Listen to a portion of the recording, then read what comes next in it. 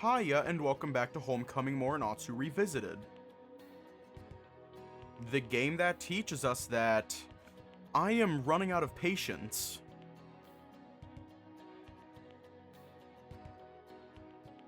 Anyways, let's just hop right in before I throw this thing. Alright, let's get this out of the way then, I guess.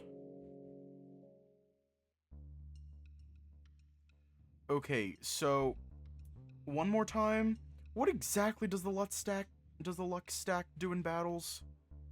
If you have a weapon with the status effect, you get an extra roll, which coincides with your luck stat. If the number you roll is higher than the enemy's resistance, Shun smiles excitedly, then continues his explanation. you can bleed your opponent to death. Or poison him. Or whatever other status you have with your weapon. Not painful enough if you ask me. I choke back a laugh when Shin speaks up. To be honest, I wasn't exactly expecting something like that from him. Shin gives a little laugh, his tail swishing excitedly. You'll get the hang of it by watching Shin. He's been running a build that is centered around luck anyway. Actually, Shin? For a character that has so little strength, he sure is ripped. You have a reason for that?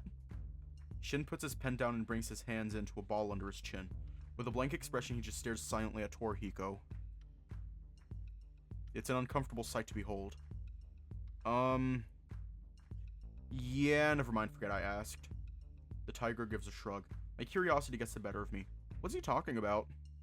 Shin smiles at me before lifting up his notebook. My original character, Beauclair. Hang on.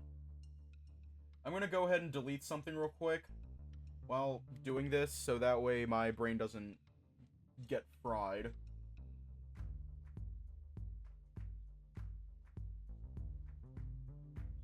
Alright.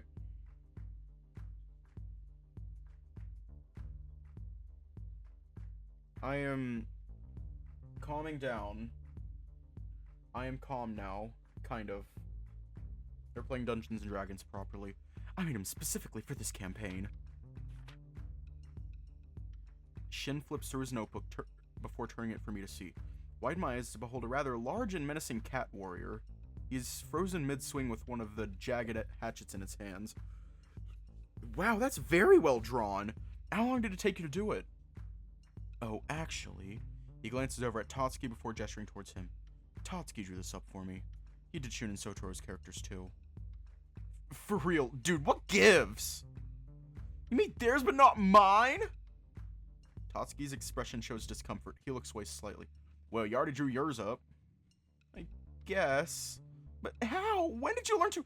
that explains the breasts on Sotoro's character. Tor gives an exasperated sigh. Never mind, let's just play. I glance over at Sotoro, curious to see his character. He shrugs and holds up his notebook for me to see. A female wolf is depicted in pencil, her body clad in a very low-cut gray dress. Dark leather boots are barely visible under the hem. Her left hand seems to have erupted into a colorless flame and... Well, Torihiko wasn't kidding about her breasts. I'm guessing mages don't experience back problems? Tora buries his face into one of his hands, using his free hand to hold up his own notebook. See a crudely drawn stick figure beside a set of stats. My lips tug into a slight smile at the sight. I must admit, it's a rather cute depiction of a dragon. Or is it a winged alligator? It's really hard to tell. I glance at the name.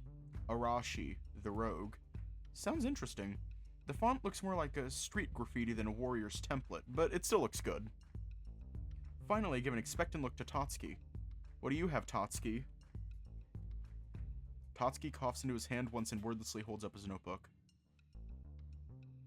If any character deserves to be in a movie, it's this one. On the sheet is a thin tiger man dressed in a light green tunic with pale brown boots reaching up to his calves. A longbow is carried over one shoulder alongside a quiver of red-feathered arrows. The most notable figure in the picture, though, is a massive hawk. Its wings are frozen in an outstretched flight position, touching down onto the hunter's outstretched forearm. I, kinda just slapped this together. In my defense, I was a little drunk when I made it. An idea comes to mind and I glance over at Sotoro. Out of the request to him, he responds with a smile before tearing a sheet of paper out for me and sliding it across the table.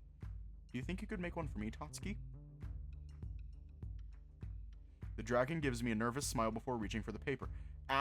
Sure, I mean, I can try. What would you like? I think for a few minutes, weighing up my options. The characters all look impressive, especially the fighters. I could see myself choosing a fighter class. Then again, I noticed that there are no dedicated healers. Do you guys need a healer or make me cool? Like a barbarian?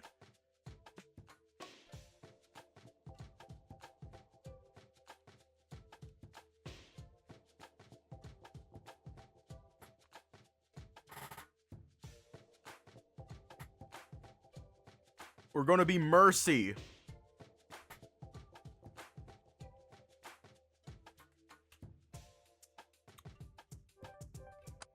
If there's one thing I remember vividly about my countless days playing video games with Shun, it's that healers are essential to any successful party. In fact, when we played those old multiplayer RPGs, I would always don the white robes. I think I should be the healer. Shun and Sotoro smile at me. Oh, nice. We needed someone with decent white magic. Yeah, it'd be nice to not have to spend all of my gold on healing potions for these guys. Sotoro glares over at Tora and Tatsuki, who both look away sheepishly. Not to mention the resurrection services. I've died at least 6 times already. Tatsuki scratches the back of his head, a blush appearing on his face. 8 for me, including my hawk. Torihiko glances over at the dragon and snorts. I keep telling you, man. Fighting hordes by yourself isn't worth the experience if you're just gonna die. But it's called being a man! Gust understands that, and he's a bird! Anyway, how big do you want your breast to be? Oh! I don't think I want to be a girl.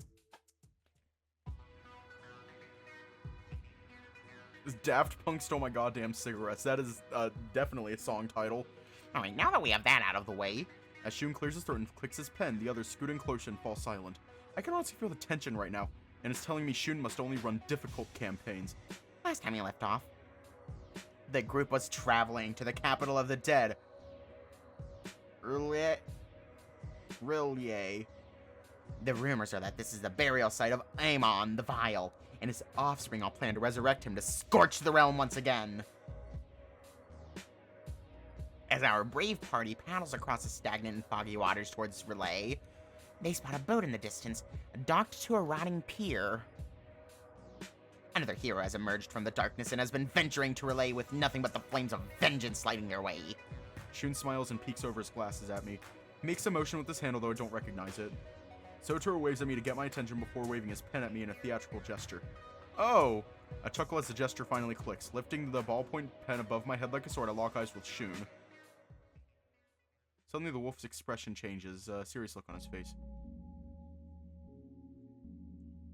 The children of Aamon have gathered to awaken their father. There's no telling what horrors he will face, and we're likely to get very closely acquainted with death. Before you can enter the crypt of Aamon, you must leave your sanity at the door.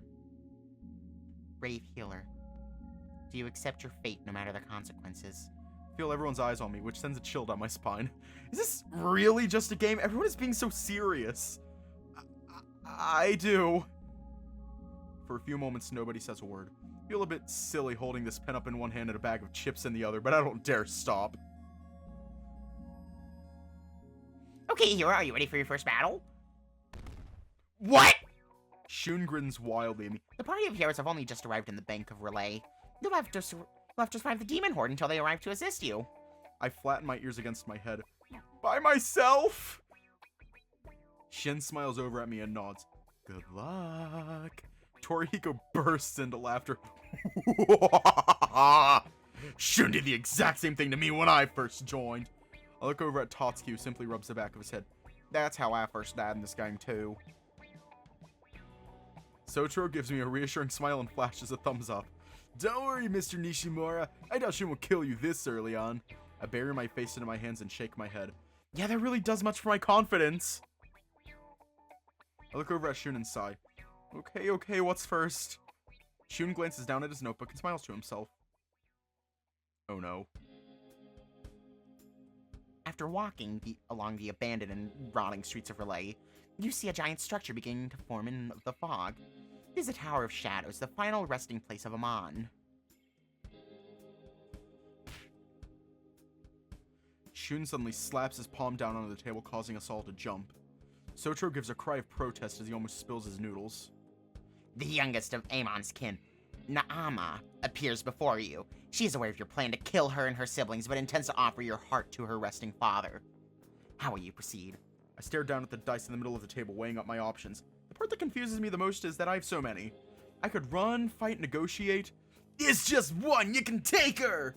I look over at Sotaro and he gives me encouragement. Yeah, vanquish that she-devil! Her cultists killed Gus during our last session.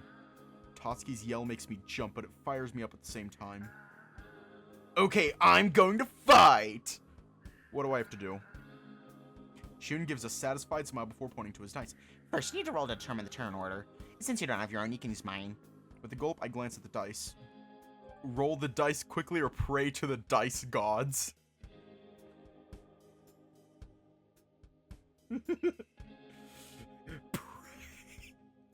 We are not gaming. We are gonna die.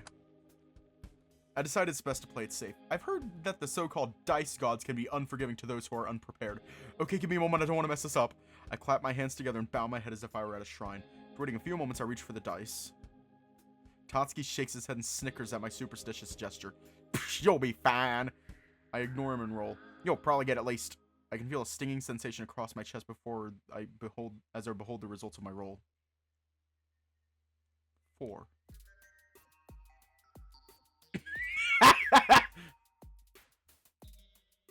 The grin fades from his face, replaced with an expression of pity. Oh, that sucks. Shun gives a smirk as he retrieves the dice and rolls. And that's a 12. Naama attacks first. I breathe out a disappointed sigh as Shun reaches for the dice once again, rolling with anticipation. Oh, that's not good. 13 was enough to deal major damage. You're in pretty critical condition. My ears droop and I slouch miserably. Already? I know I should have gone with the buff barbarian guy. Sotaro shakes his head and motions to my character sheet. Nah, you can turn things around a lot easier than they can. Try a cure spell first. Giving a nod, I glance down to check to mana cost and roll conditions. The cost isn't too bad. I only need to roll higher than an 8. Okay, here goes nothing. I pick up the dice and roll. Alright, 19. Shun's tail wags back and forth in excitement. Congratulations, hero. That healed you completely. He pauses briefly to scoop up one of the cookies from its tray, stuffing it into his mouth. With his free hand, he grabs the dice and gives a nonchalant roll. The dice lands just in front of Shin's notebook, and we all lean in to see. 6, huh? I doubt that even warrants checking the math. Yeah, there's no way that connected. As Shin and Sotaro celebrate my comeback, Shun finishes chewing his cookie and swallows. Yeah, that's... Could you please pass me some soda? No damage on you, hero. I smile and pass Shun a bottle of soda. While he's busy pouring some into a cup, Sotaro reaches across the table to get my attention. An excited and confident expression is on his face. Alright, try the haste spell next. Before I can even look at my sheet, I notice Horace staring at Sotaro in confusion. Can you just nuke her right now? Why wait? I glance back at the line for his opinion. He simply shakes his head. Trust me, this'll be awesome! With a shrug, I look down at my sheet, tracing a claw down the list. Finally, I notice haste lined up listed with this mana cost. That's pretty costly. Are you sure about this, Sotaro? He gives a soft chuckle, and as I look back at him, I see his tail swishing in anticipation. Yeah, I've always wanted to try this combination, but the spells aren't in my character class. If this works, it'll put out some serious damage. Okay, let's do it! I decide it's worth trying what he's suggesting.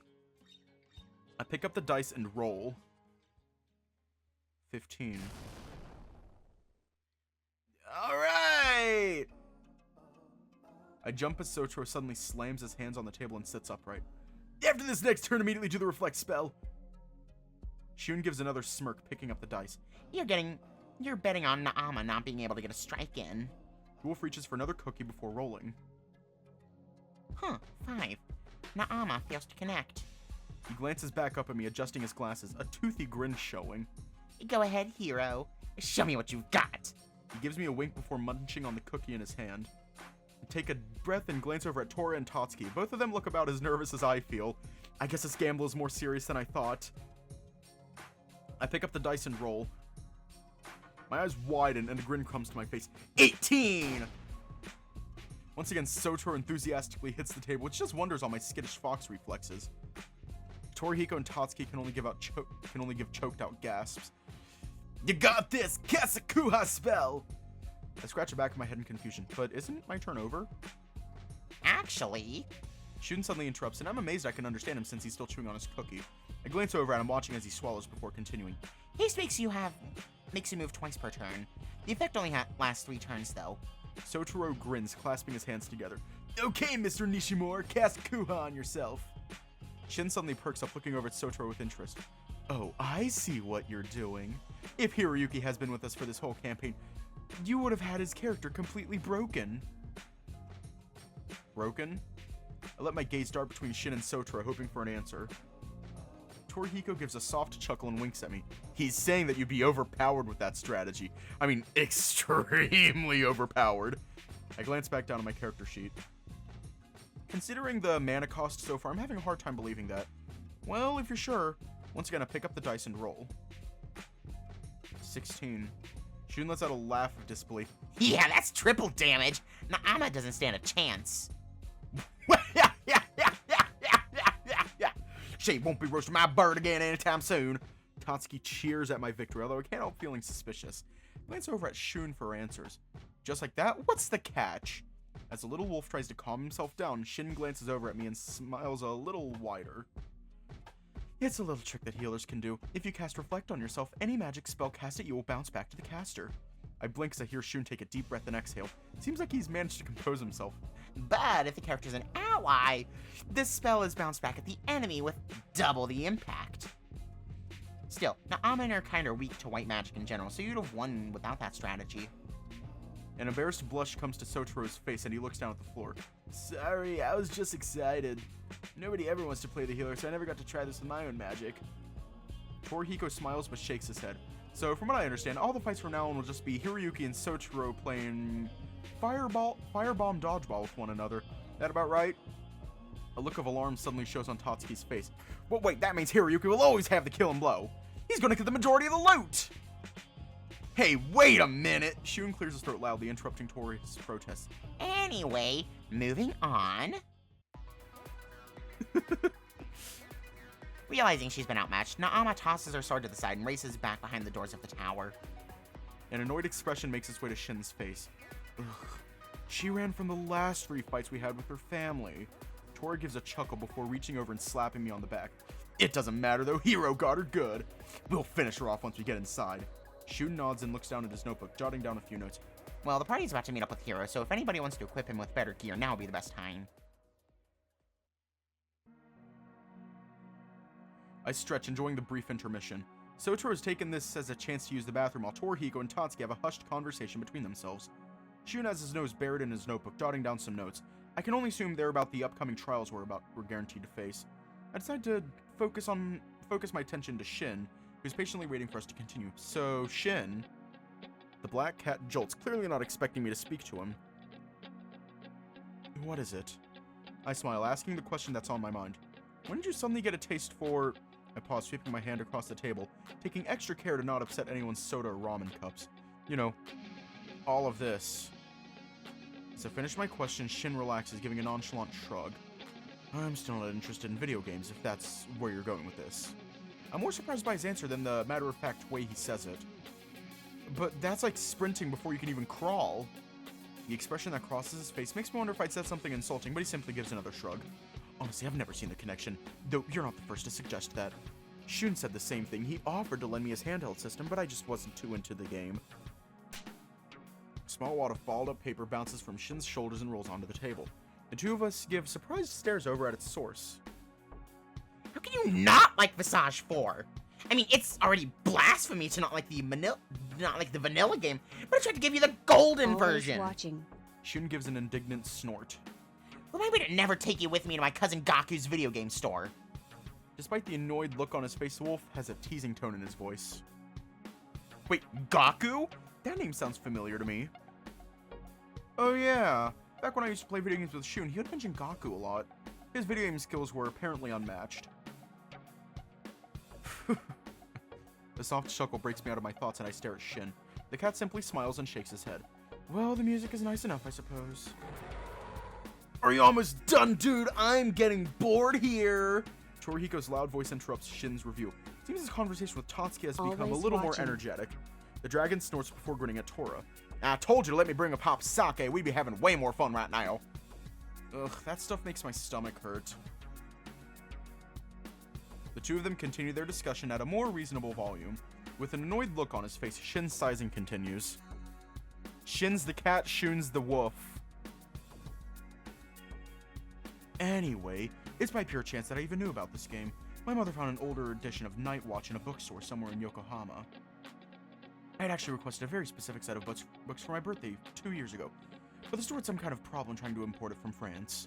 In all honesty, I kind of think she just grabbed something large off the shelf with the mindset bigger means better. As you can see, this isn't a game you can play by yourself, so I asked Shun if he'd be interested in playing with me. Oh, come on, we'll have 5 minutes at most. I gotta get a sake. A sake? More like enough sake to get us kicked out when Shun's dad catches you puking in the sink. Shin gives another sigh and gently rubs the bridge of his nose. They were not my first choice to have join us. Kyoji and Juuichi just didn't have enough time due to their busy club schedules. Kuya just outright refused and asked for Kunosuke. Shun gives a sudden groan and doesn't even bother lifting his head from his notebook as he interjects. He never showed up on time. I blink, wondering if I maybe misheard. Never? I know he has a reputation for not being on time, but I would have thought things would be different here. Last I knew, he enjoyed playing games like this. Shun simply shrugged, still not looking up from his notes. Nope, in the end I just stopped asking him if he wanted to play. So I invited Torihiko and he brought Tatsuki with him. I nodded understanding, though I am curious about something. What about Sotaro? What about me? Sotaro slips through the sliding door and takes his seat across the table. Shun smiles at him and shakes his head. Well, he isn't the new guy anymore. Unsure of what to say, Sotaro slowly glances between Shin and I. Well, I've been playing for a while. Back in my old school. There you are, I thought you died in there or something. While Toro laughs at his joke, Sotaro glances around, clearly looking uncomfortable. That wasn't that long, was I? Toro doesn't seem to hear the softly spoken words and winks at Shun. Come on, let's do this! We're almost at the end of this campaign, right, Shun? The wolf perks up, glancing up at Tora. With a smile, he nods. Oh, yes, looks like it. Okay, is everyone ready?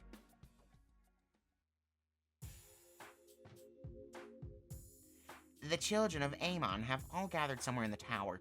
The eve of his resurrection is upon us, unless his children meet their end here and now. I shiver a little and lean closer to Torihiko, speaking in a hushed whisper. Where does Shun learn how to tell a story like that? Shun doesn't seem to hear me and continues his storytelling. The party now has 2 choices. Will they scale the tower and strike down whatever they may find at the top? Tor grins and shrugs, whispering back to me. I don't know, but it's cool, huh? I return his grin before sitting back up and paying close attention.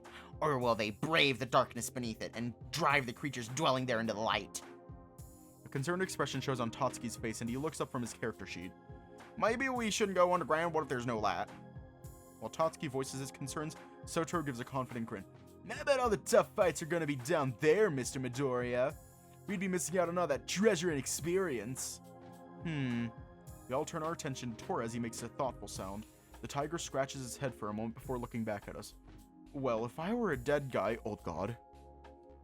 Shin interrupts, correcting Torihiko before he can proceed any further with his thought. Tora simply nods before continuing. If I were a dead old god, I'm pretty sure my resting place would be underneath the tower.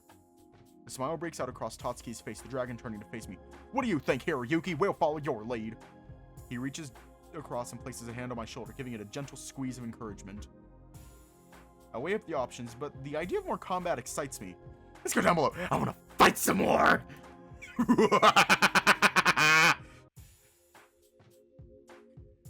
Murder!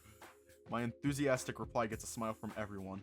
Tora grins widely as he taps his drink cup down on the table in a symbolic cheer. Looks like you've developed a taste for it, hero. Want to lead the way? We got a bigger share of the experience points, right, Shun? Shun opens his mouth as if to talk, but a sudden thought seems to snatch the words away before he can form them. Leans back from the table and taps the blunt end of his pen on his notebook. Yeah, but I wouldn't recommend it. Shin gives an annoyed sigh and shakes his head. The monsters that are down there are bound to be very high-leveled. Putting Hiroyuki in front would be signing his death certificate. My excitement fades at Shin's words. I'm not sure I like the sound of that. Torihiko frowns, balling his hands into fists. You don't know that! After all, he beat a boss character in his first fight! Narrowing his eyes, Shin shakes his head.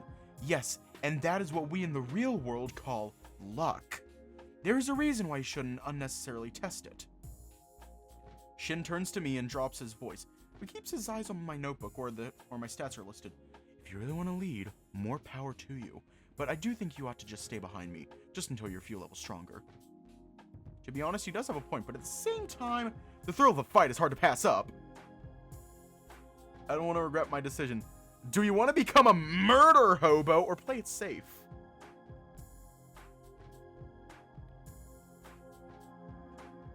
I think that's what Hiroyuki is right now, just a murder hobo.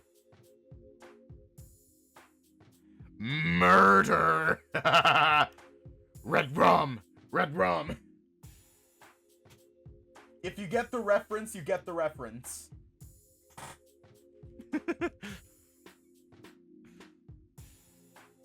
Moida.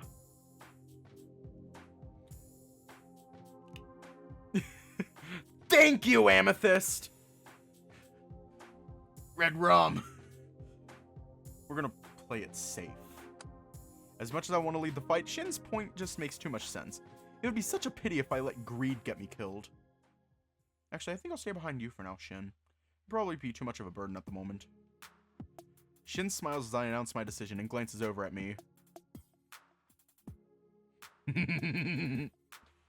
You can count on me, Hiroyuki.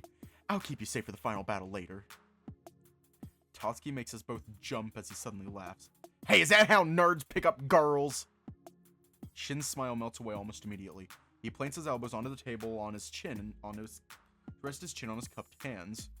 What, you don't get what you just said? Shin inhales deeply and rolls his eyes in irritation. You know, like, keep you safe as... Shun, can we please move along? Shun perks up again and nods while Shin does his best to keep his composure. Of course! The party has chosen to venture beneath the tower.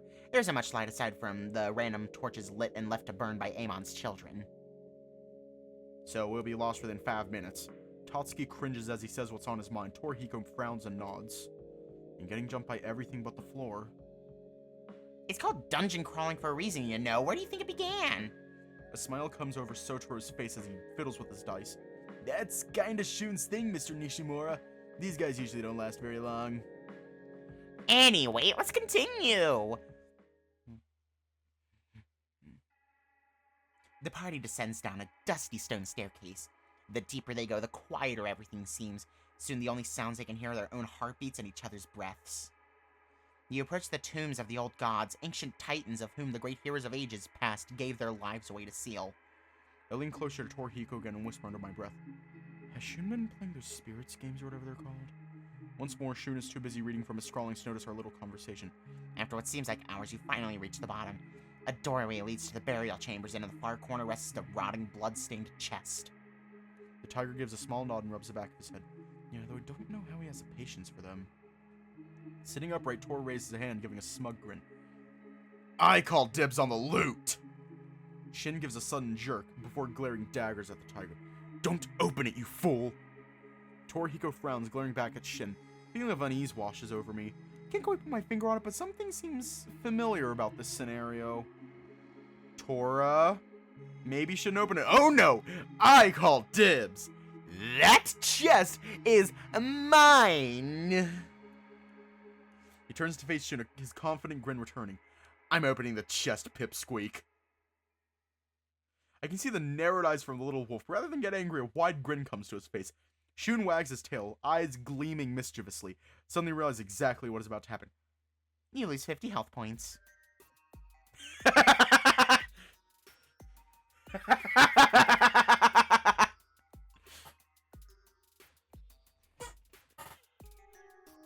The shock that displays on Tora's face is priceless. He gapes over at Shun in confusion. What? Why? It's a mimic. It's a mimic. Shin speaks up, confirming my hypothesis. Tora's still showing a confused expression. What the hell is a mimic? Sotoro gives Tora a sympathetic whine. It's a shapeshifter that looks like a treasure chest. Try to open it, the creature will open its mouth and clamp onto you. Shun nods, his tail still wagging happily. Yep, and you need a roll of 13 or higher to escape its bite. Are you ready? With a gulp, Torihiko picks up his dice and nods. Yeah. Let's do that. Let's do it. I can see the hope within Tora's eyes as he rolls, his dice bouncing across his notebook. Damn it! Result is obvious. His 7 is nowhere near high enough to escape. That's a 100 points of health gone now. 100? Poor Tora looks like his eyes are about to bug out of his head. Sotaro gives another sympathetic whine. Every failed roll will double its bite damage. Ah! Get it off me! The tiger looks pleadingly at Tatsuki before quickly snatching up the dragon's dice and shoving it into his hands. Surprised, Tatsuki muddles a bit before nodding. Yeah, I gotcha. Shun, still clearly enjoying himself, looks over at Tatsuki, giving the dragon a wide grin. You'll need to roll twice, once for your actual damage and a second time to determine whether you hit the mimic or Torihiko. What? It's obvious that Tora wasn't expecting that. He glares over at Tatsuki. I swear, dude, if you kill me, I'm gonna kill you. Tatsuki gulps before giving the tiger an assuring nod. Okay, just give me a second. Holding his breath, he rolls his dice. That's a 12. As Tatsuki picks up his dice, everyone leans in, anxiously awaiting his next roll. He gingerly gives it a shake as if he was afraid to anger it. The moment of truth arrives, and he rolls. 14! Before we can celebrate, Shin's expression suddenly hardens. Torihiko, retreat on your next roll. Sotaro, you're with me. Hiroyuki. He turns to look at me and I can't help but shiver. I've never heard this kind of tone in Shin's voice before. It's like someone from a superhero film has overtaken my friend's body. Stay back until we've softened it up. I want you to finish it off. I nod, giving a nervous gulp. Leave it to me! Shun stops wagging his tail and scribbles a few things onto his notebook. A few moments later, he looks back up at us.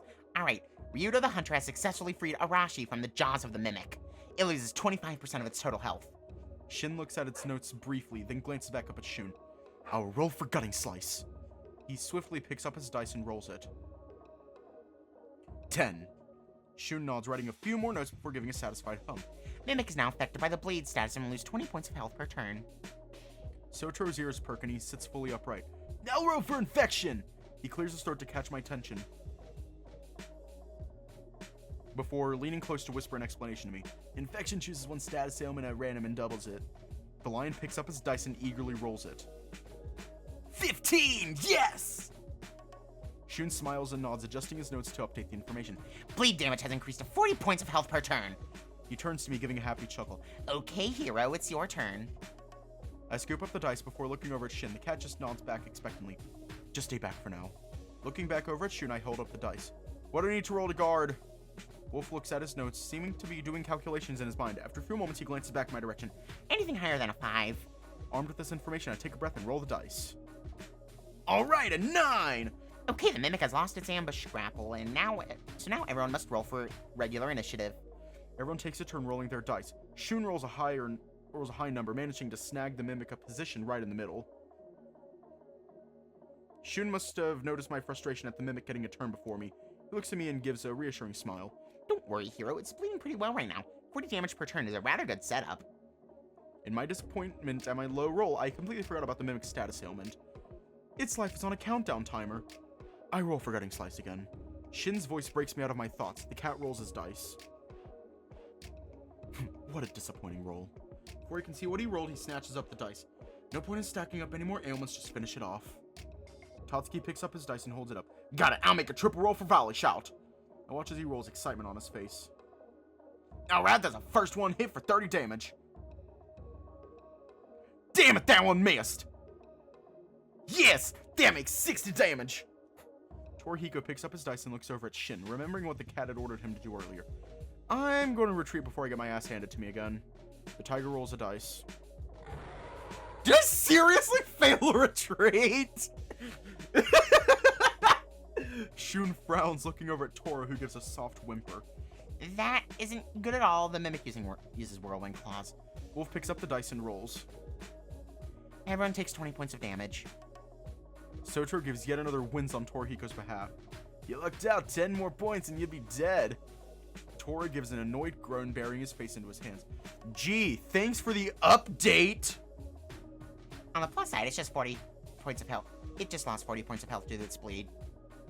Shun tries to cheer Tora up before glancing over at Sotaro, who is eagerly awaiting his turn. I want to roll for Firebomb. He excitedly flings his dice forward, narrowly missing Tora's slumped head in the process. I got a 14! Shun continues to scribble more notes, nodding every few moments. That's enough to break past its magic defenses. One more strike ought to do it. Everyone at the table turns to me as I quietly scoop up the dice. It's just my luck that I'd be the last to roll here. If I miss, Tora's as good as dead in the next turn. His eyes rest on mine as if pleading for me to rescue him. Look at my character sheet one more time before settling on my next move. I'll roll for Kuha. Press the dice to my forehead as if praying before quickly releasing it onto my notebook. Oh my god. A wide grin breaks out onto my face. 20! Shun gives a wide grin as I declare my victorious roll. Nice work, hero! You vanquished the mimic! Torihiko breathes a huge sigh of relief. Not today, Death! Not today! Tatsuki glances over at Shun, an excited smile on his face. That was a special monster, right? What kind of loot does it have? Shun glances down his notebook, scratching the top of his head with his pen.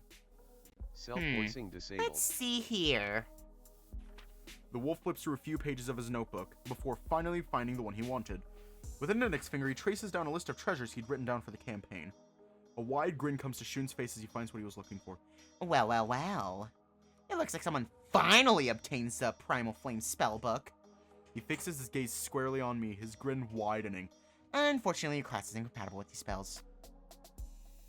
Disappointment rushes through me at this news. I was looking forward to earning some great loot, but as luck would have it, I got something I can't even use. Don't worry, though, hero. It's still worth quite a bit of gold if you prefer to sell it later. Otherwise, you could always trade it to someone. I didn't realize I could do that. The question is, should I give it away or keep it for myself? Are we going to keep it for later, offer it to Shin, Sotaro, Tatsuki, or Torihiko?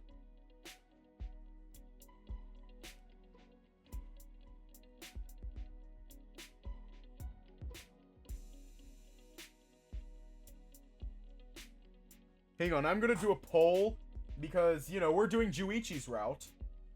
Should feel like we're flopping at it. Hang on. Yeah, I'm gonna do that real quick. What the fuck? Is something falling? Yeah.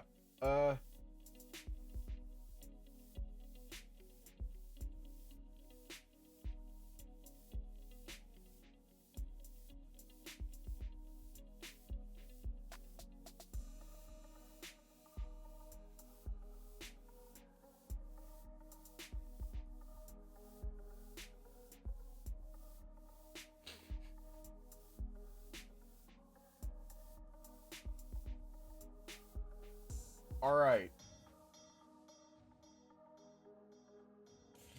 Torihiko ate so much shit.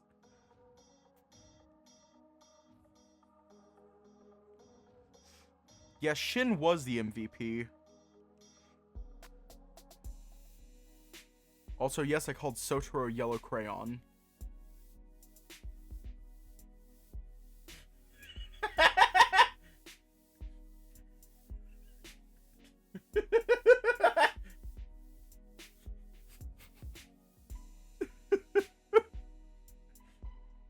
My God. Wow.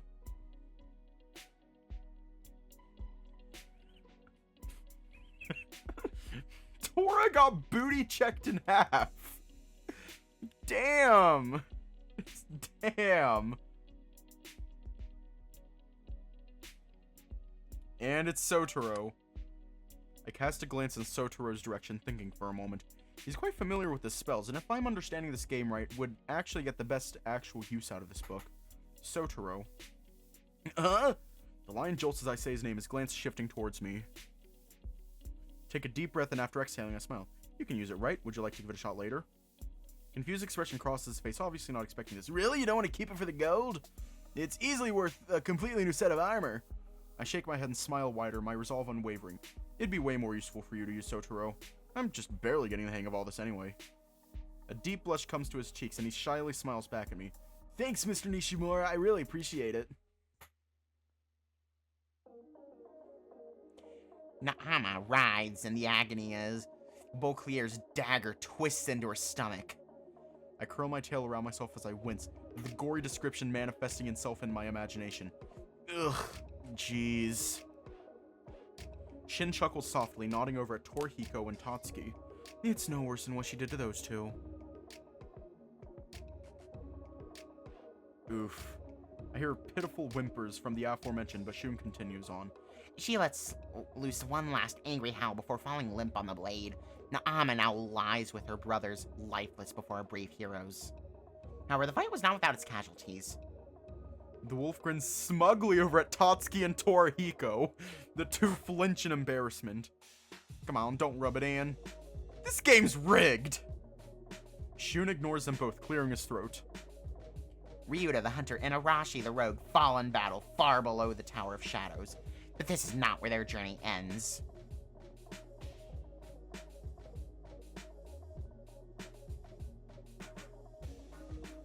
I flinch as Shin gives me expectant glance. It takes me a moment to realize what he's trying to remind me. Oh, right. I brush aside the remnants of my instant ramen cup and reach for the dice I've been sharing with Shun. What's the number I have to beat again for the Breath of Life spell? Sotaro taps the table, getting my attention. He slowly shakes his head. You only have to roll during battles. Right now, you just pay the mana cost. With a nod, I glance down at the numbers I've written, crossed out, and rewritten again next to my stat list. Yikes, that number is huge. We might have a problem. I can only cast the spell once. Sotaro smiles and holds up his pen as if it were an item. It's alright, I have one phoenix feather left. An annoyed sigh comes from Shin. Turn to see him rubbing the bridge of his nose. Those are worth more than gold, yet these two have used at least 7 between them. I flinch at Shin's harshness. I can understand his annoyance. 7 is a rather large number of resurrection items to be using. Are we reviving Torihiko or Tatsuki? Ow! Torihiko.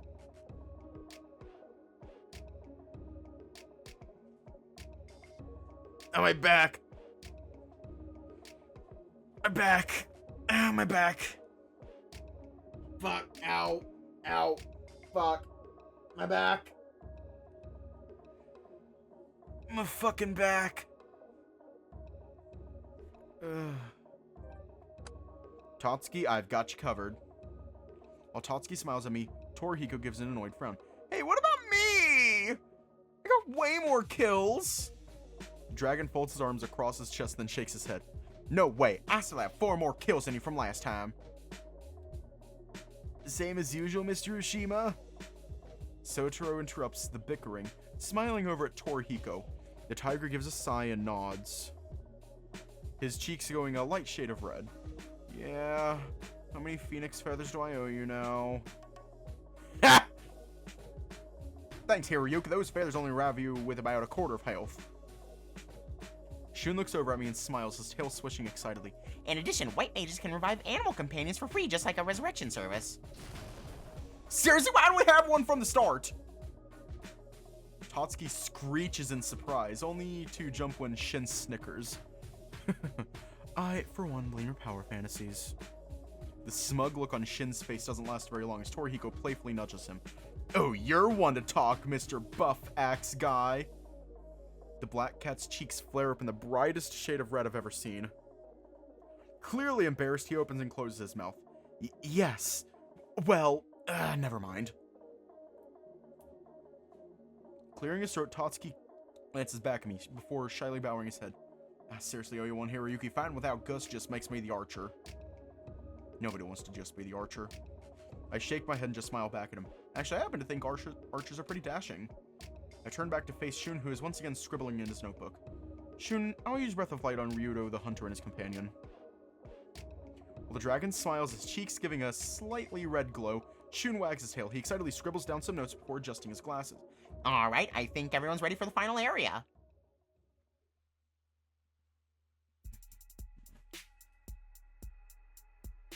Although the heroes fought through the catacombs with great haste, they were unfortunately too late. The bodies of hundreds of men, women, and children hang from the ceiling, drained of their very life force in order to feed the slumbering Aamon. The party is unable to prevent the vile one's massive, fleshless serpent body from rising out of the gaping maw of its open casket. Its scream resembles that of a 1,000 floating, exploding stars, and it senses the mortals who have come to vanquish him. I tremble with anticipation as Shun reads from his notes. I'm actually quite excited to be here for the final battle. There's no warrior alive who would judge anyone from fleeing what could only be called the bringer of the apocalypse. To stay is to invite certain death and the forfeit of your soul. How will you proceed? Wolf stares at us all, as if challenging our resolve. Let's kick his ass! Yeah, let's put him right back in that coffin. Torihiko and Tatsuki glance at one another, giving a determined nod. I'd actually want to know, does Aamon have 401k matching and a pension? How does he do health insurance? Don't judge a book by its cover.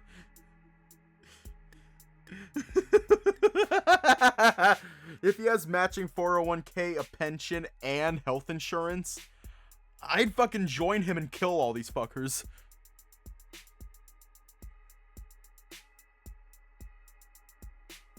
Oh, she.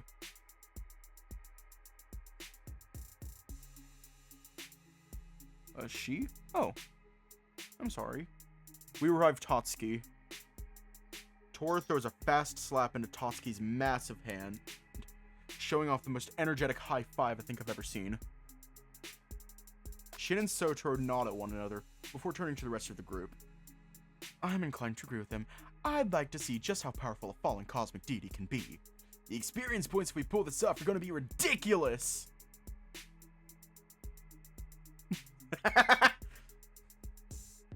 A wide smile shows on Shun's face as he stares around the table at all of us. The excitement he displays is contagious, and all of us are eager to win. Okay, everyone, roll for initiative. With our newfound focus, we all pick up our dice and roll in unison. I only roll a 4, but I'm fine with going last if I need to. Shun nods over at me, before reaching for his dice and rolling on behalf of Aamon. With a perfect 20, Aamon the Vile reacts before anyone sees him coming. One giant paw, stripped of flesh and dripping in gore, crashes into the stone floor. The stone splits, sending the party flying in different directions. The entire party takes 60 points of damage each. Although he frowns, a look of determination flashes in Shin's eyes. Picks up his dice and begins to shake it. I'll attack at a distance with shield toss. He rolls the dice, squinting as if to use telekinesis on it. Ugh, a 7. Shun shakes his head, looking down at his notebook. That's not enough to deal any damage. Your attack bounces off Aamon harmlessly. Torihiko picks up his dice and glances over at Shun. I'll roll a cleave. Shaking the dice, the tiger releases it, watching as it rebounds off the side of his notebook, hitting his half-empty cup of soda before coming to a rest. 18! Arashi manages to cut off one of Amon's toes to the bone. Another primal shriek erupts from its razor-sharp beak. Torihiko gives a satisfied laugh, puffing out his chest. Next time I'll take its entire foot! Sotoro, it's your move. Sotoro nods, thinking for a moment, although his confident smile remains on his face. Got it, I'll attack with Fire Surge! Picks up his dice and rolls it. 12! A frown makes its way to Shun's face, and he shakes his head at Sotoro. Sorry, but Aamon is impervious to fire. An eternal flame has raged inside its belly since the dawn of time. The poor lion gives an annoyed scowl and sits back down. Damn it! I have to fight back a giggle as I hear him curse. Honestly, didn't expect something like that from him. Tatsuki reaches over and places a comforting hand on the lion's shoulder before reaching out for his dice. Ow, use volley, shout! He gives his dice a quick shake, rolling it 3 times. 2! Alright, 20! And 10. After scribbling down the results on his notebook, Shun gently taps his pen on the end of his nose. And one of Ryoto's arrows meets its mark on Amon's hide, the gargantuan beast falls over the edge of its coffin, creating a shrieking bloody mess. Wolf looks up from his notebook at me, giving me a nod to signal that it's my turn. I'm honestly not sure there's anything I will do that will affect such a high-level monster. I should probably give it a try. I have enough mana for 1 low-level heal spell, and that's it. Part of me wants to lean over to Shin or Sotoro and ask what I should do, but I'd rather not be a burden to them. An idea comes to mind, though I have a feeling it won't work. I'll roll for Bash. The way I see it, a dark god that has existed since the dawn of time would enjoy being smacked by a heavy wooden stick. Right? I pick up the dice and roll as my life depends on it. 11. Get a pained smile from Shun, complete with an A for effort style thumbs up. I didn't think so. I feel that that'd probably be more useful if I fell back from the battle throwing health potions at everyone. Be a great idea, except that I'm completely out of them. On your next roll, try using Search. You might find something in the crypt that we can use. As Shin gives me some advice, Shun's expression suddenly changes. Aamon peels itself away from the dirt floor, its colossal tail slapping the ground behind it. Bits of gore shoot towards the party. The beast's gnarled beak clicks once and opens, the stench of sulfur permeating the air, Aamon beginning to heave. Wolf scoops up his dice and rolls. Upon seeing his result of 13, his brow raises. Shin frowns as Shun clicks his tongue. Oh, that's not good. Forget searching for anything, Hiroyuki. Just roll to retreat. Confusion fills me as I look back over at Shin. Oh, what's he going to do? Cat glances at me, giving a shake of his head. He's charging up some kind of magic. It's a fire spell for sure. Do you remember how my own fire spell didn't work? Shin's ears perk up as Sotaro speaks up, turning to face the lion. A fire elemental. You're thinking of combating it with ice, aren't you? A confident smile coming to his face, Sotaro shakes his head. I got something even better. I just need you to get it bleeding.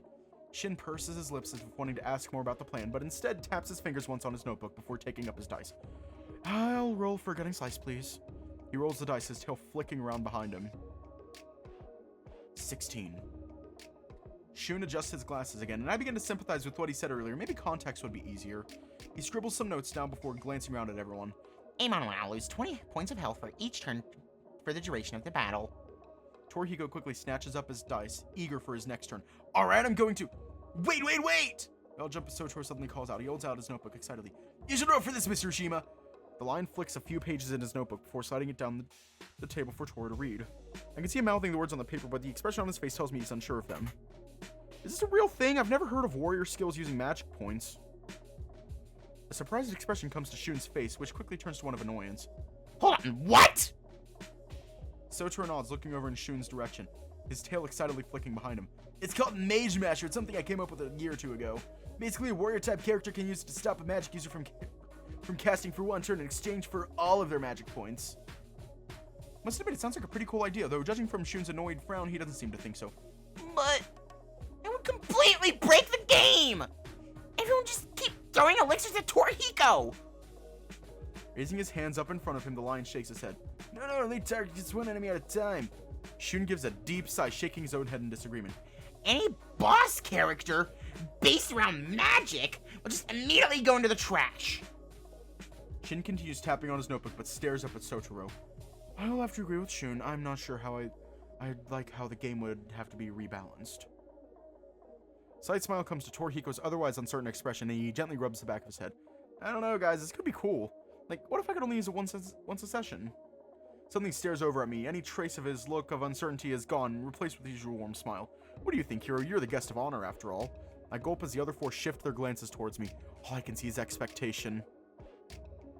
The 100 million yen question is... what should we choose?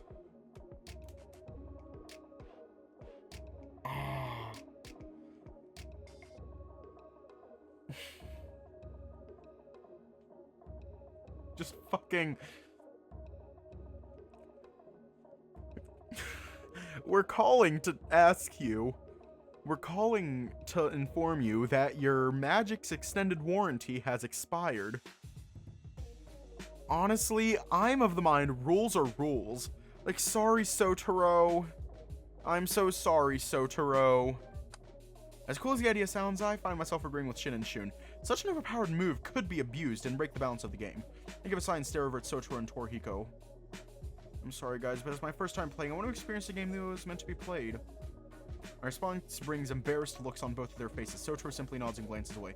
I guess I can understand that. Torihiko rubs the back of his head, seeming to wince at a sudden thought. The real game is about to get a whole lot harder. A wide smile showing on his face, Shun reaches for his dice, his tail wagging happily behind him. That's alright, Hero's no quitter. He prefers things to be hard, right? I curl my tail around myself as he rolls. If only you knew.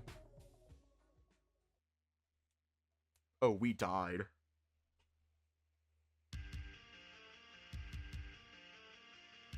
Aamon's body lurches once more as it launches flames from its mouth. Shun reaches for his dice as Tatsuki claps his hands together in a prayer. Please, please, please, please. 18! The look of shock that comes to Tatsuki's face is priceless. Shun simply gives a wide grin. The flames engulf Ryuto, burning his body to ashes in mere seconds. Tatsuki gives Torihiko a pleading look. Avenge me!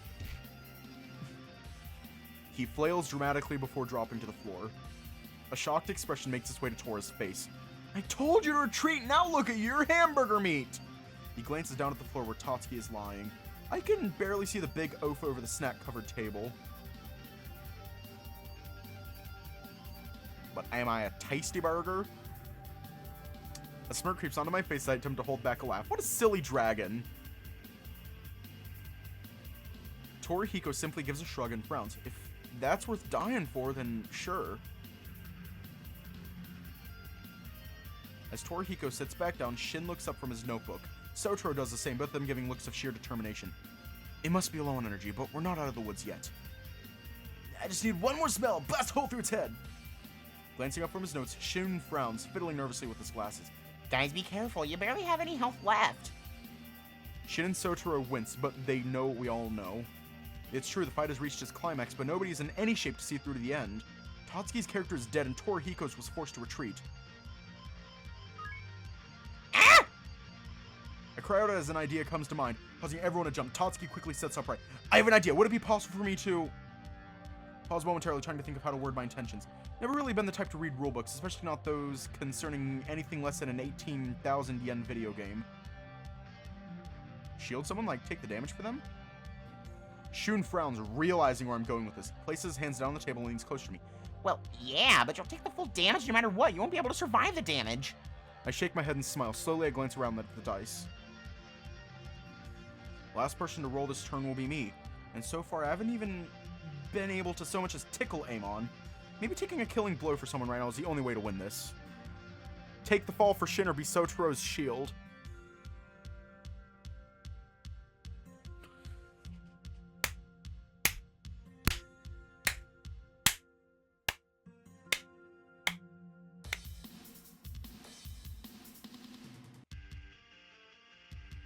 I know, they're both cute! Ugh!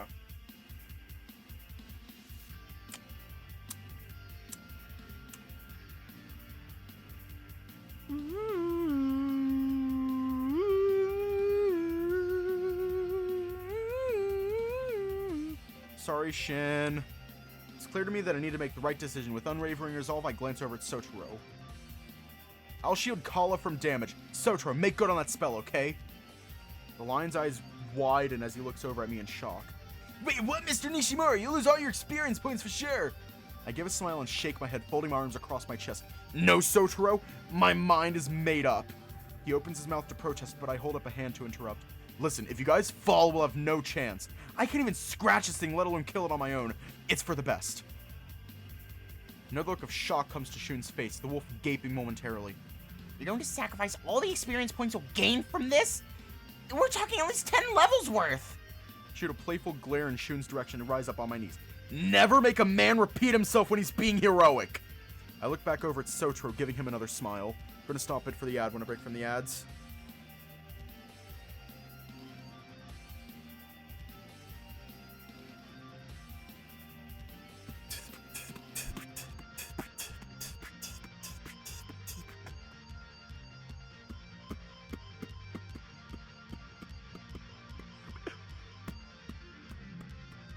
Shiro ads dance. I look back over at Sotaro, giving him another smile. We won't lose this day. Sotaro, I'm counting on you. Lion winces but nods, his cheeks staining a soft red. Right, I'll finish him off. As I pick up the dice, I hear Shin mutter softly, though I can make out the words. Oh, I feel special over here. I hope I feel a little guilty, but at the same time I know that Sotaro is a lot more vulnerable. Mages need time to cast their spells. Give the dice a swift roll and look down at the result. 9. With a sigh, Shun jots something down in his notebook. When he's done, he stares over at Sotaro. Kala the Wolf Wizard is completely shielded from any damage dealt by Aamon's upcoming turn. Without pause, Shun silently scoops up his dice and rolls. Watch as the dice comes to a stop beside a discarded box of Mado chocolate cookies. The 17 is unmistakable. Shun clears his throat and nudges his glasses further up his snout.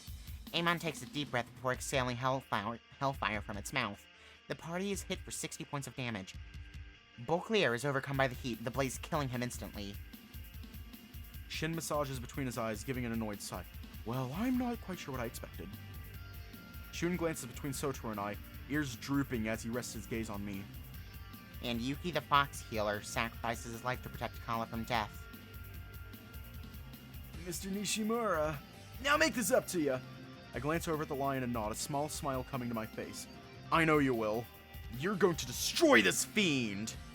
Sotoro gives a shy smile, his cheeks going slightly red. Yeah! You can count on me, Mr. Nishimura! The lion's demeanor suddenly changes, showing a surprising level of confidence. Casts a glance over at Shun, the wolf just as surprised as I am by the sudden change in mood. I'm gonna cast Thunderbolt! Sotoro reaches for his dice and picks it up. Turning to face me, he gives me a quick wink and rolls.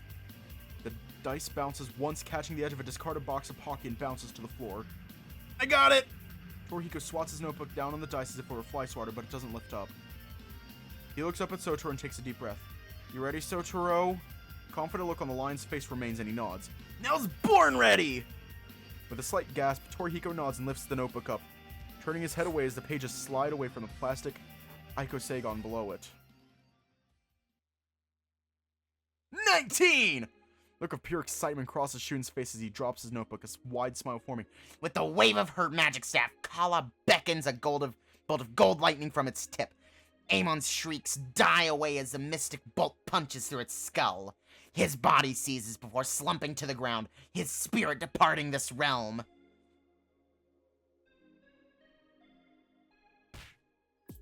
Hey, what are you doing?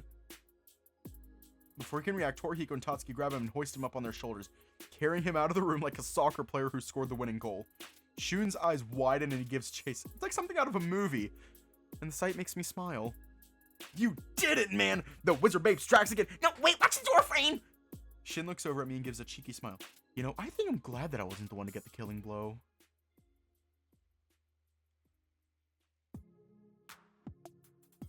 And so, our surviving heroes, Kala the Wizard and Arashi the Rogue, drag themselves back up from Aamon's now permanent resting place. The fog over Alai has finally lifted. Their fallen comrades in their arms, they stare up at the sky, wondering how long the peace will last. Torihiko gives a wide grin before flashing a wink in Shin's direction. You know the upside to surviving a battle with the god? Shin remains silent but just stares back at him. Well... Shin continues to remain silent, although I can see the cheeky gleam within his eyes. Aw, oh, come on, man. Every medieval fantasy girl will want one of my cubs. Wow! Wow!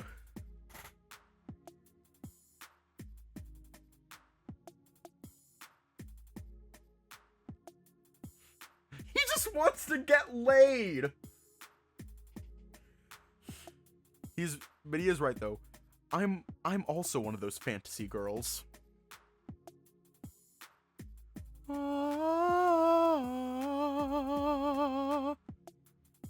cat glances at me before turning back to face Torihiko. Yes, I'm sure that the rogue that ran and hid will be irresistible. Huh? You're damn right, Shin! Hey, I still live to tell a tale. That should count for something. The tiger suddenly clears his throat and grins over at me. I'm starting to get a bad feeling about this. You know, I could probably settle for some new armor. I mean, if I loot your inventory, Yuki. An uneasy feeling comes to me as Shun gives a sudden glare to Torihiko before slapping the table with both hands. Are you kidding me? He's the reason the party won!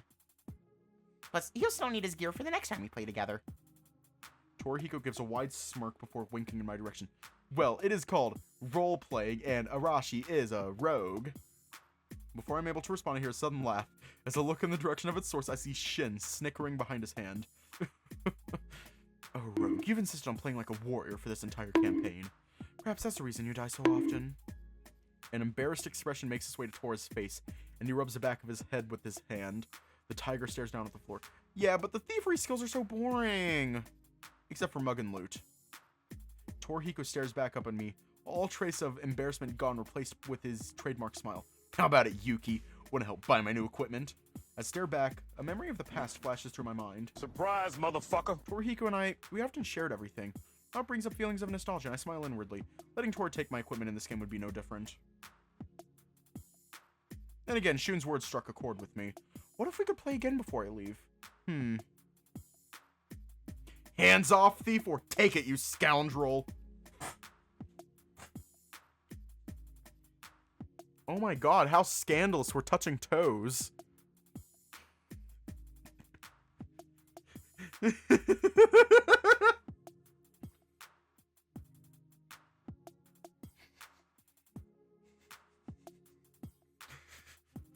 How he needs to pay child support. Oh no.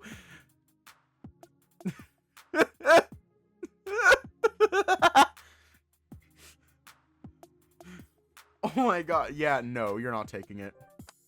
Making my decision, I decided to immerse myself into the role. Hands to yourself, thief! I'll be needing this for next time. The words are barely out and Shun's tail suddenly starts wagging vigorously. He gives an excited smile and looks like as if he's about to break into a song and dance. See, I told you! Shun hushes himself by clearing his throat and pretending to wipe the corner of his mouth with his thumb. Gives me the happiest smile I've seen from him in a long time. So, you want me to hang on to your character sheet, hero? Yeah. I nod and hand over my character sheet. He gingerly takes it and places it into a protective plastic sheet, storing it safely inside the box. While he does this, Torihiko leans in close and nudges me. Yeah, I wasn't being serious. I mean, I loot from these guys, but you get a free pass.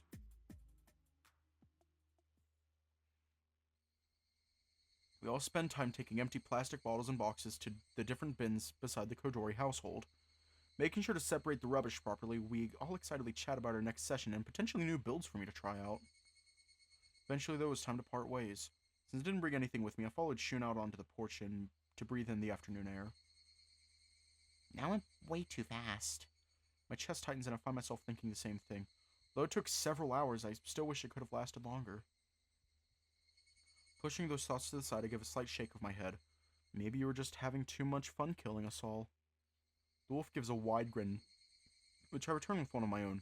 He glances at me, reaching a hand up to my shoulder. Well, yeah, but you did really good for your first time. Maybe if you could stay, he could get you caught up with everyone else. Look down at it and flick my ears in interest. An all-nighter, huh? Well, maybe if my grandparents weren't expecting me home. Shun's smile fades and he glances away from me. No, I meant, Hiro, do you ever think about Minasato? Or about moving back? I blink, wondering where this has come from all of a sudden. As I take a few moments to think, memories flash in my mind. An immense guilt passes through me. The truth is, I've never gone a day where I haven't thought about this town.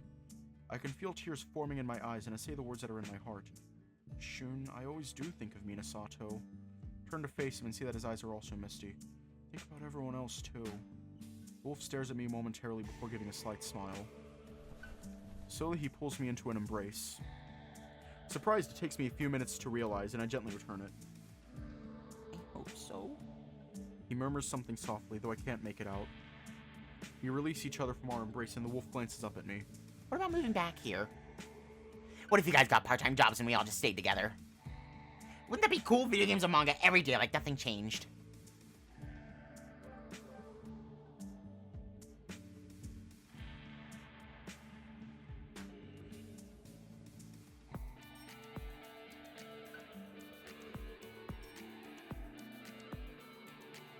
Oh, this hurts!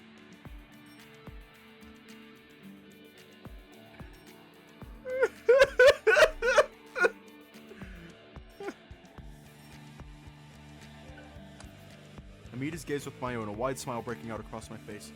That would be a dream come true. Wolf continues to smile happily at me. I know it's just a dumb thought, but I want to keep you close this time. His smile becomes smaller, his voice softening. He pauses momentarily as if trying to think of the right thing to say. We always had fun together, but today has been more fun than I can remember.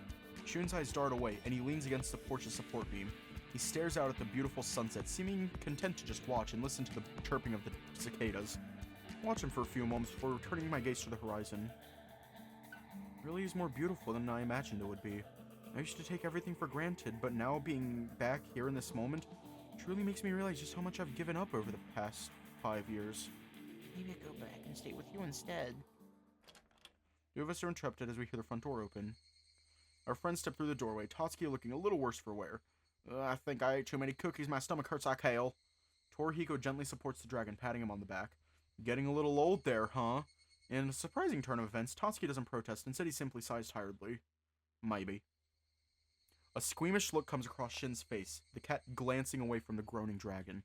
We should probably hurry before Tatsuki has an unfortunate incident in front of Shun's house. With all of us in agreement, we say our farewells to Shun. I follow the others up the driveway, stopping to glance back at the wolf. Much as I'd like to stay and talk, my grandparents are likely back home by now, and it wouldn't be polite to come home too late. See you later, Shun. I wave too many waves back. The smile he gives me is genuine. It reminds me of all the times he would smile at me when we played. I'd give anything to go back to those days. I shove my hands into my pockets as I begin the walk back to my grandparents' house. My talk with Shun is still fresh in my mind. Always watching. He was right about one thing. We used to always have fun together. Everything seemed so much easier back then. A small smile comes to my face as I continue my sunset walk. I guess I'll just need to make the most of the time I have.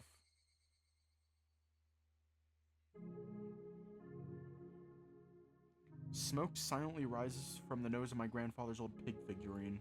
I watch it from the corner of my eye as I flop down on my bed to rest. Man, this has been a long day. Nothing happens in the country after dinner. It's completely different from what I'm used to in Osaka. I've had to adjust a lot to living here again the past few days. When I'm home, I'm able to keep the windows shut because of air conditioning. When I found out the fan my grandparents set aside for me didn't work, all I could feel was despair. Despair turned to frustration when I figured I couldn't leave the windows open either. Stupid cicadas. I guess that's what happens when you take something for granted. I look around my dad's room while fanning myself. This feeling of a full stomach is making me sleepy. My hands grips the television remote I left nearby. My eyelids get heavier as they start to close. I should probably turn the television off, but still feels too early for that. Laying still for a moment, I decide what I'm gonna do.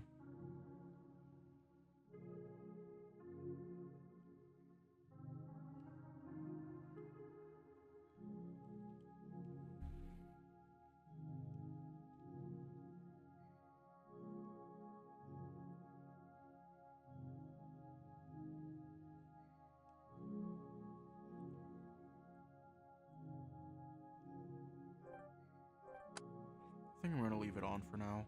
I found sometimes the noise helps me rest. I know it uses a lot of electricity, but it's so soothing. My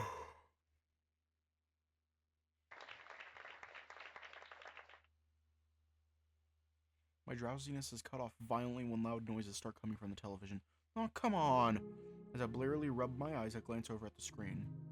Looks like a feature on living in the country. What's being shown is quite fascinating, actually. There are hundreds of green lights floating freely by a river. The studio audience loudly voices their awe at the scene. Fireflies, huh? I haven't seen one since I moved away from Minasato. Even then, I didn't see them that often. Maybe I should go firefly catching while I'm here. Where did I last see any? I think I was with Grandpa at the time, but I can't quite remember the details. It's no use. The memory feels like an out-of-focus photograph. Maybe Grandpa remembers? I feel a sudden spark of excitement burn within me. You know what? I don't feel like sleeping right now. Why don't I go out there and find some fireflies? Ha-ha! Well, that's exciting. How often do city boys get the chance to do this? I can feel my heart pounding as I jump out of bed and start making preparations. Probably need some bug spray. Getting covered in insect bites would suck.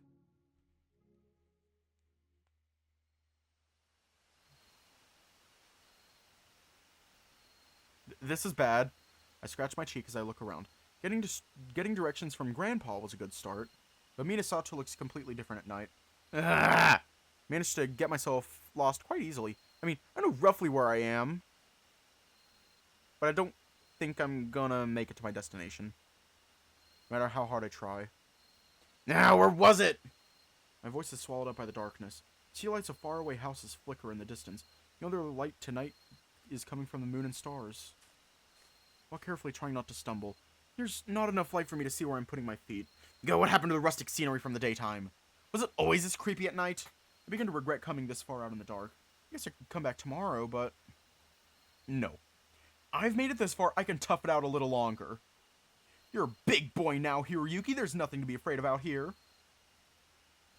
Alone in the dark. Ah! In the distance, I finally catch sight of dancing green lights. I came out to catch some fireflies, so that's exactly what I'm going to do. I prepare my net and open the glass jar I brought with me. Target locked. Devious smile crosses my face. With everything I'm ready, I look back up. Instead of seeing the fireflies again, I see another stranger light in the distance. Bops up and down in a steady rhythm. That's kind of spooky. I feel a cold chill run down my spine. Try to shake it off, but something about it just feels off.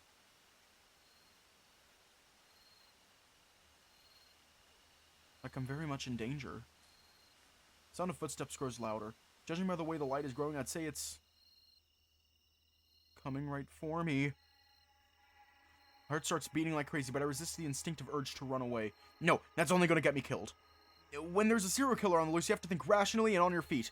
Okay, hero, just stay calm. Stay calm. Carefully try to sneak off and hide behind a tree. My gaze never shifts from the light coming towards me. I know if there are any sudden movements, I need to make a run for it. This is such a bad idea. Stupid, stupid, stupid! I don't think catching fireflies alone at night was a good idea. I could be safe and sound at home, sleeping without a care in the world. Now, I'm desperately trying to stay alive in a... Ah! I fall face first into the dirt. Ugh. I crawl forward in a last-ditch attempt to hide. It's all over. Surely, it's all over now. Surely the killer knows I'm here. Oh god, oh god, oh god, oh god, oh god. You really do freeze when you're scared for your life. Close my eyes tightly. It'll all be over soon.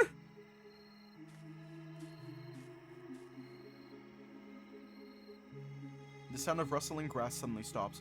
I feel myself swallow with a loud gulp. Nothing? I timidly begin to open one eye. When I look up, I see the freshly severed head of a bear. I sink back down to the ground. As I lie there trembling, the head suddenly speaks. Nishimura? No! This is not how it's supposed to end! Nishimura, it's me. My god! The killer even knows my name! Who are you, you bastard? When I gaze up to get a good look at my assailant, I see none other than... Juuichi? Hello. Why were you trying to scare me? This is the second time today I thought I was being chased by a serial killer. My apologies. That wasn't what I was trying to do. I saw you standing by a river and thought you might need help. It's dangerous to be near water without a light source.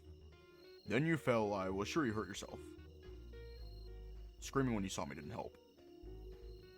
Oh. So this was all just a big misunderstanding? I scratch behind my ear. Sorry, Juuichi. I brush myself off as I stand. Wait, so you thought I was a serial killer? Yeah. He lets out a deep sigh. I've been told it looks scary before, but this is the first time I've been mistaken for something that evil. I'm sorry, I panicked! You know how we foxes are! Self-preservation instinct through fear is practically encoded in our DNA. I'm glad it's dark outside. Otherwise, I'm sure Juuichi would see my face as scarlet red. What were you thinking coming out here without a flashlight? I was just wanting to catch some fireflies. I remember Grandpa leaving one on the table and telling me to not forget it. Why am I such a ditz? Doe! Not meaning to, I thumped my forehead with enough force to knock me down again. Yup, classic Nishimura. Here, take my hand. If you sit too long in the grass, your pants are going to get soaked with dew. Thanks. Ow! When I'm back on my feet, I notice a sharp pain in my ankle. I can barely stand. We need to get you home. You might have sprained something. I'll be fine, really. Ow. I bend down and rub my ankle. It really hurts, but I'm not convinced it's a sprain. Here. He turns his back to me and crouches down. I'll give you a ride. Hurry up and get on. What? You don't need to do that. Give me a minute and the pain will pass. Probably. There's no way I'm leaving you in the dark after that. But... Don't just stand there. He raises his voice, which usually indicates he's getting frustrated. I don't do it, sorry! I feel slightly humiliated as I climb onto Juichi's back.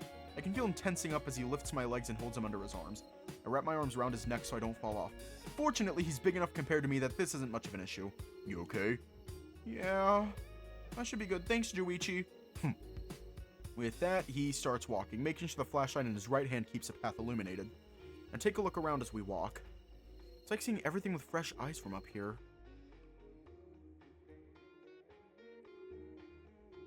I'm not too heavy, am I? The guys I throw around are a lot heavier.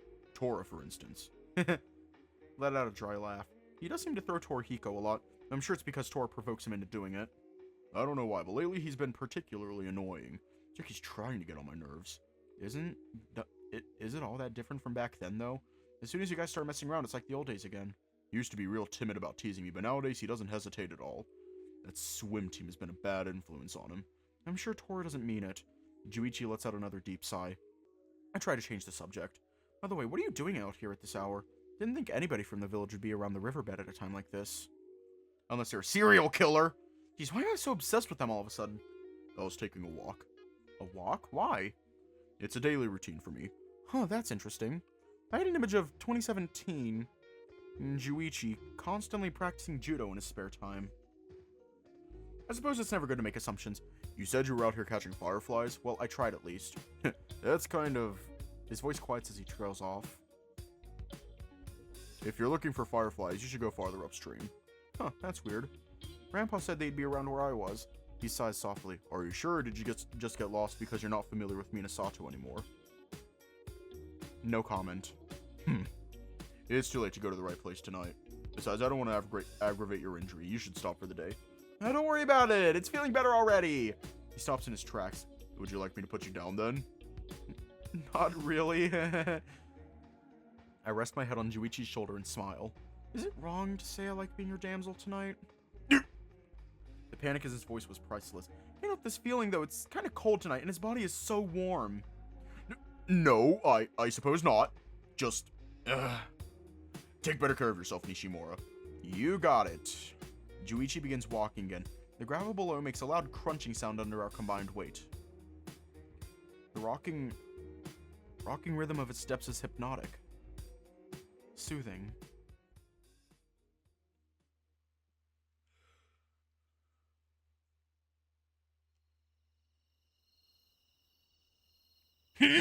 Whoa, I dozed off there for a second. I quickly pulled back my face that had been buried in the back of Juichi's neck. That's so rude of me to fall asleep with him carrying me. You seem sleepy. I'm not going to sleep. Not yet. So you admit you're sleepy. It's fine, I'll wake you up when we reach your house. Rest until then. But that's... Don't worry, I'm doing this because I want to. Sorry. I'm just going to close my eyes for a bit.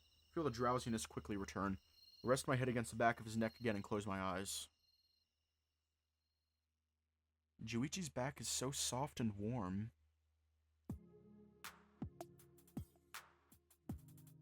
Nishimura? You were dead asleep. Huh? You must have had a long day.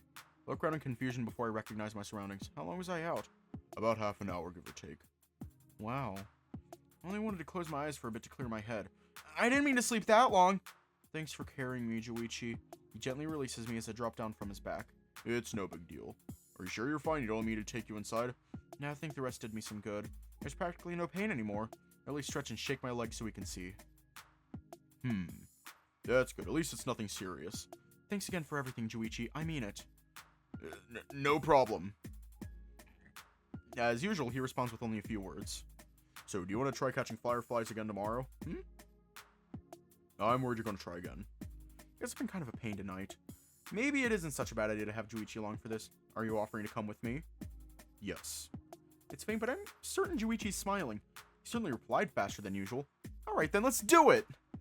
Make sure you dress appropriately. I will, don't worry. I'll be prepared for sure next time. Well then, I guess I'll see you tomorrow night. With a wave of his hand, he turns and starts walking for home. Good night, Juuichi! I stand and watch as a large silhouette disappears into the dark. This will definitely turn out better than going it alone. I should start preparing for what I need for it right now. My eyelids are already struggling to stay open at this point. Maybe it's better if I get some sleep. I'll have plenty of time to prepare tomorrow. I just need to make sure I remember.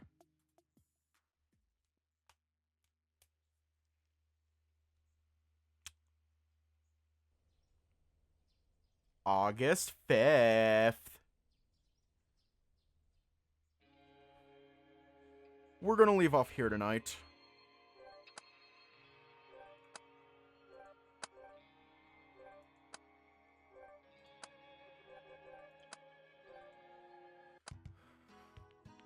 Ah, my back!